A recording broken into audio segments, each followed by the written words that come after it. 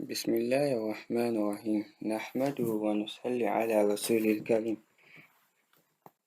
muna gaishe ku a ranar 17 na watan Jumadal Akhira daga masallacin jami'a a birnin San Fernando a Trinidad a Caribbean da Assalamu alaikum wa rahmatullahi wa barakatuhu.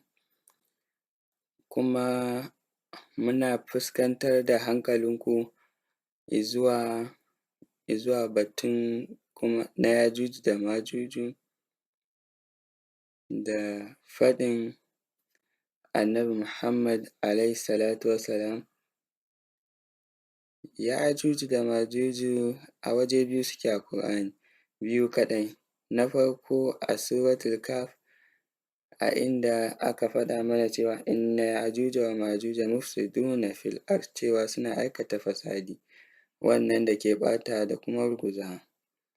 Kuma sannan muna da Yajuju da Majuju a suratul Anbiya cewa za a sake su a cikin duniya sabida Zulƙarnain ya gina iyakar da ya tare su, amma Allah zai saukar da wannan iyakar. Kuma a yayin da Allah ya saukar da wannan iyakar sannan aka sake su a duniya, nan za a samu fasadi a ko'ina, ɓacewa da rugujewa a ko'ina, ɓaci da rugujewa a tsarin siyasa, tsarin tattalin arziki, tsarin hukumar kuɗi, harkar mayaƙa, harkar alaƙa, harkar al'ada, harkar tarbiyya, tunani, koyarwa, komai an ɓata, komai an ɓata a yayin da aka saki Yajuju da Majuju kuma suka yaɗu a dukkanin duniya.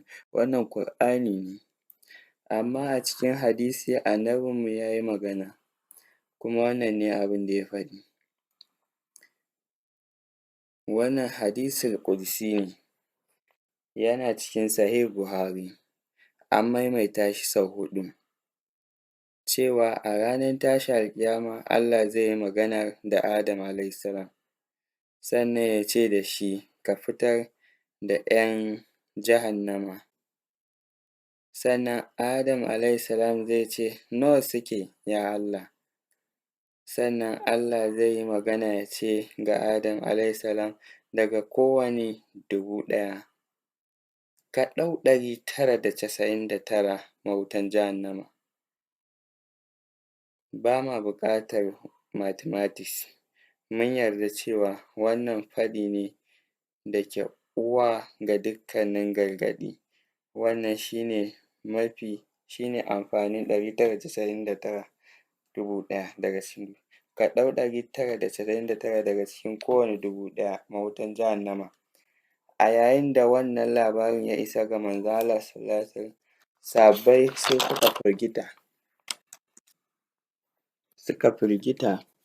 Sahabban Annabi Muhammad albarkar Allah ya kasance a kansa, sannan ya yi murmushi kuma ya ce ɗayan nan na aljanna zai kasance daga cikinku, nufin mutanen da suke riƙo da gaskiyan da ya zo daga Allah, wannan na aljannan zai kasance daga cikinku. Ma'ana mutanen da suke riƙo da gaskiyan da ya zo daga Allah.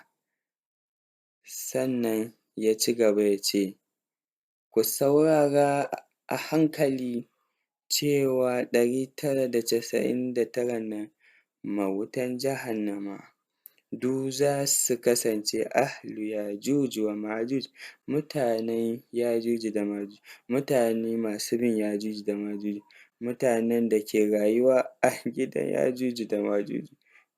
Kuma to sannan daga wannan hadisin da aka maimaita shi sau huɗu a Sahih Buhari, mun san cewa bayan an saki Yajuju da Majuju cikin duniya, da sannu za su haɗa duniyartaccen al'umma na Yajuju da Majuju. Kuna saurara na? Za su yi amfani da kowane dabara a cikin littafi har da wayoyinku wajen haɗawa da tsara duniyartaccen al'umma da du za su yi rawar da kiɗan da Yajuju da Majuju za su kaɗa, kuma sannan du za su zamo Yajuju da Majuju, kuma du su tafi jahannama, kuma za mu iya ganin wannan duniyataccen al'umman na tasowa a gaban idanuwanmu. Akwai waɗanda suke da idanuwa kuma ba sa iya gani, amma ku ba kamar haka kuke ba, za ku iya gani cewa wannan duniyataccen al'umman na Yajuju da Majuju ya riga da ya fara kasancewa, kuma muna tambaya, in 999 a cikin kowane 1000 na tafiya zuwa wutan jahannama, wa ya fi kamata a kama da laifi? Amsa: al'ulama'u warasatul anbiya. Matsayin da annabawan Allah suka taka, wannan matsayin malamai za su taka. Malaman kuma ma wannan al'ummar malaman musulunci ne, su ne waɗanda ya kamata su tabbatar cewa mutanenmu ba su haɗe da wannan duniyataccen al'ummar ba, kuma ba sa yin hakan.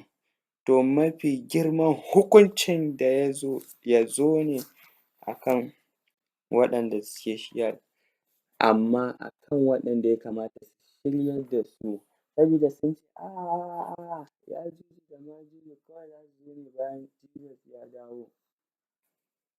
Amma ku jira, ku ga abin da ya jiraye ku